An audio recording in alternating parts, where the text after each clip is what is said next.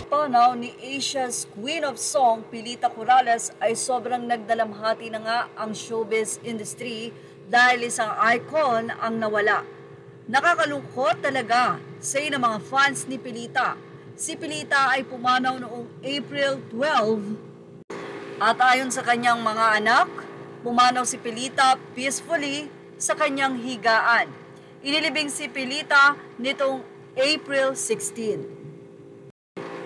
April 16 nga ang naging interment ng Asia's Queen of Song, pero pagkatapos niyan ay sobrang nagulantang ang mga netizens sa naging announcement ng anak ni Miss Nora Honor na si Ian De Leon dahil pumanaw ng araw ang nasabing superstar.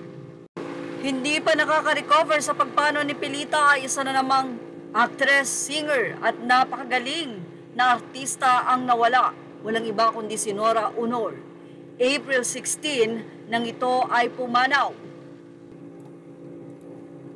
Halos buong Pilipinas ay nagdalamhati sa pagpanaw ni Nora Honor at hindi lamang yan, pati sa ibang bansa ay nalathala ang kanyang paglisan.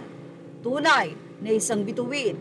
Samantala, ngayong April 22 naman, ang libing ng superstar na si Nora Honor. At gaya ng kay Pilita, hindi pa man nga ito naililibing, ay isang announcement na naman na ang bumulagta sa mga netizen.